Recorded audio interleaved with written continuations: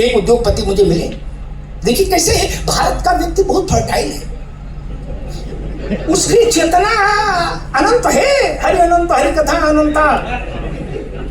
एक बड़े उद्योगपति मुझे मिले, सुनो महाराज, तो हमसे बोले कि भाई साहब को फलानी पार्टी हमको लगाना चाहती है चुनाव, तुम्हें लड़ जाओ, क्या करना है तुमको, बच्चे कारोबार देखिए।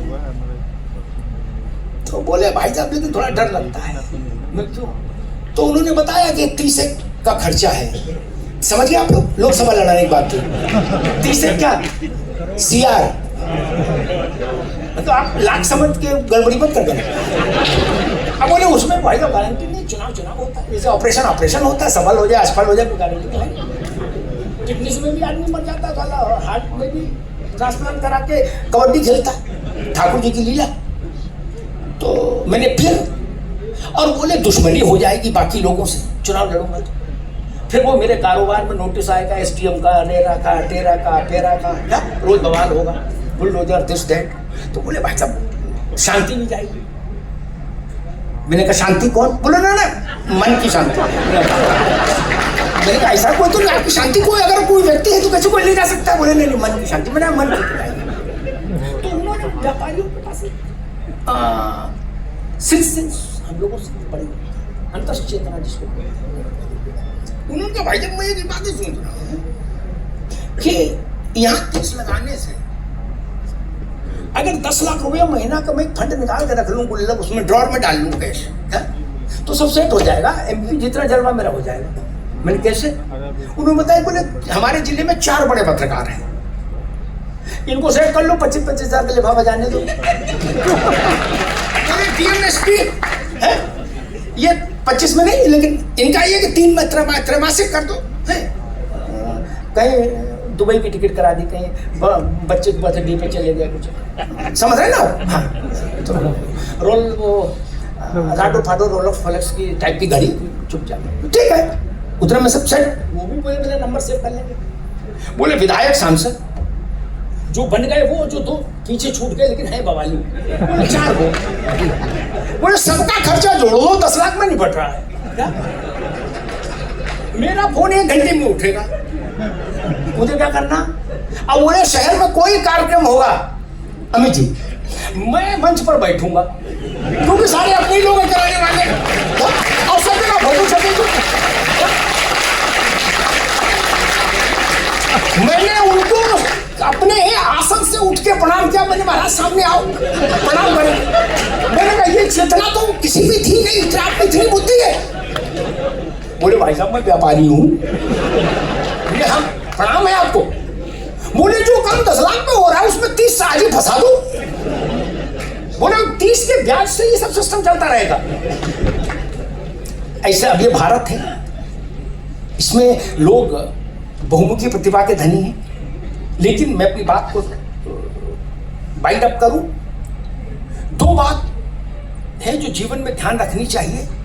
पहली तो ये कि अगर आप केवल पैसे के लिए या सत्ता में घुसने के लिए क्या पत्रकारिता कर रहे हैं तो ये पाप मत करिए, पाप है। सीधे राजनीति करिए ना।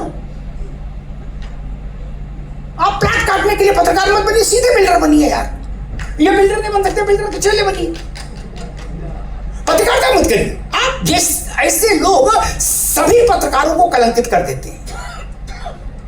कोई सामान्य पुलिस का अधिकारी है छोटा, वो कहता भाई साहब अब क्या कहें, मतलब आपके यहाँ के लोग आ जाते हैं सुबह सुबह जलेबी मंगवाओ, कचौड़ी मंगवाओ। मुझे बताओ साला यहाँ मेरे पास कोई खजाना रखा है, और फिर चलते समय कहते मोटरसाइकिल में तेल डलवा दो। ये मत करिए, ये मत करिए। देवर्षि नारद जयंती सब ठीक है, लेकिन ये काम मत करिए। ये करेंगे तो कोई जयंती फल नहीं देगी। दूसरा, हम निरपेक्ष नहीं हैं, ना हम निरपेक्ष होना चाहते। ये बड़ी बात कह के बात समाप्त करता हूं। हम भारत के पक्ष में हैं। निरपेक्ष होना क्या बहुत महत्वपूर्ण बात है, निरपेक्षता क्या होती है? हम भारत के पक्ष में हैं, जहां भारत वहां हम, यतस् धर्मो ततस् जयो। वैसे ही मैं कहूंगा जहां भारत वहां हम। तय कर लीजिए, भारत पाकिस्तान मैच हो रहा है तो हम भारत की तरफ है, भारत पाकिस्तान युद्ध हो रहा है तो भारत की तरफ है। और हम सोच समझकर अक्षर की साधना में आए। पत्रकारिता का नुकसान वो लोग कर देते हैं जो वैसे ही पत्रकारिता में आ जाते हैं। जैसे हम कई बार मूंगफली 2 रुपए की, चाप तो 2 की नहीं, तब तो 10 रुपए का, 10 रुपए की मूंगफली ली, किसी भी बस में चल के बोले चलो घूम आएंगे, थोड़ा देख लेंगे, वो रास्ता नहीं है, कुछ पता भी नहीं कहाँ जाना है, चलिए। वो लोग फिर पत्रकारिता में संकट पैदा करते हैं, संक्रमण पैदा करते हैं, संकट और संक्रमण दोनों पैदा करते हैं। पत्रकारिता को पवित्र रखिए। अगर हम ये कहते हैं कि राजनीति पवित्र होना चाहिए, हम ये कहते हैं लोक नीति और प्रशासन पवित्र होना चाहिए, तो वो भी तो मन में सोचते होंगे कि यार आप कितने पवित्र हो। आपकी कुंडली खोलूं, एक आखिरी एक है, क्योंकि मैं जानता हूं कि वो उदाहरण सबसे ज्यादा याद रहते हैं। मैं एक चैनल का संपादक था, तो एक जगह से गुजर रहा था, तो वहाँ का उसके आगे जो शहर आता था, उसके जो संवाददाता थे उनको पता लगा कि मैं निकल रहा हूँ, तो हमको फोन करके हमारा प्राण ले लिया कि सर, तो मैंने भाई मैं अंदर कहीं नहीं जाऊँगा, रोड पर कहीं मिल सकते हो तो मिल लेना ताकि समय कम। तो बोले जी बस वहाँ पर है, अमित जी सुन लो, एक जगह उन्होंने बता दी, बोले भाई साहब वहाँ को एक अभयारण्य टाइप था सरकार, तो सब व्यवस्थाएं ठीक। मैं पहुँच गया, मैं 2 मिनट पहले पहुँच गया, वो 2 मिनट बाद आया। 7-8-10 कारों के काफिले से आए, और कार में ब्रेक लगा के छोड़ दिया, बाद में सब चेले सब व्यवस्थित करना बोलता है, अंदर आए तो अंदर सब व्यवस्था, नाश्ता पानी सब तो उसको मुझे दिखाना था कि भाई देखो आपने जिसको रिपोर्टर रखा वो कितना भौकाल है। बोले कि सर स्नान वगैरह करना हो तो एक रूम भी खुलवा दे। मैंने स्नान क्यों करेंगे भाई, सुबह स्नान पूजा पाठ करके मैं घर से निकलता है, चाय पीऊंगा जाऊंगा। तो बोले ठीक है। फिर जब हम लोग बाहर निकले तो वहाँ जो सरकारी प्रतिनिधि था वो भी आया बाहर तक छोड़ने सम्मान में, तो लाइट चली उस पूरे परिक्षेत्र।